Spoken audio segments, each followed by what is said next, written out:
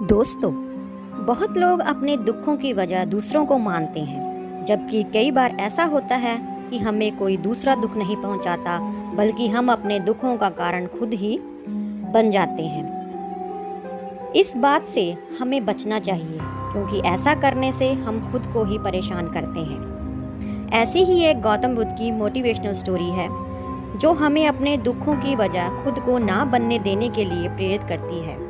तो आइए जानते हैं इस कहानी के बारे में। एक बार भगवान बुद्ध एक नगर में गए। तभी भगवान बुद्ध ने सुना कि उस नगर में रहने वाले कुछ लोग भगवान बुद्ध को बुरा भला कह रहे हैं।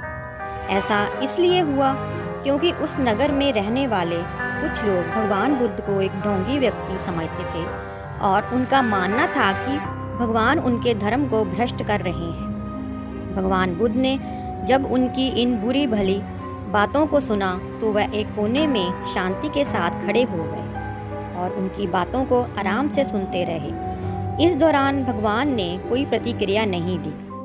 कुछ देर बाद जब वह बुरा भला कहकर चुप हो गए तो भगवान बुद्ध ने नगरवासियों से कहा, यदि आपकी बातें खत्म हो गई हैं तो मैं यहाँ से जाऊं? वो लोग यह सब सुनकर हैरान हो गए। तभी उनमें से एक व्यक्ति बोला, हम लोग तुम्हारी प्रशंसा नहीं कर रहे हैं, तुमको बुरा भला कह रहे हैं। क्या तुम पर इन बातों का कोई असर नहीं हो रहा है?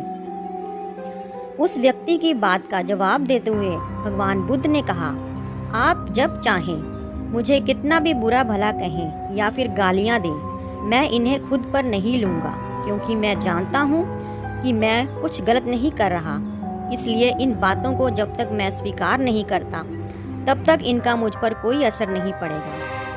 भगवान ने कहा, जब मैं इन गालियों और बुराइयों को अपने ऊपर लूँगा ही नहीं, तो ये निश्चित तौर पर आपके पास ही रह जाएंगी और मुझ पर असर नहीं करेंगी। भगवान बुद्ध का यह प्रेरक प्रसंग हमें इस बात के लिए प्रेरित करता है कि जब आप गलत नहीं हैं, तो किसी की बुरी और गलत बातों का असर कभी भी खुद पर नहीं लेना चाहिए। इससे आप अपने ही दुखों की वजह खुद बचने से बच सकते हैं।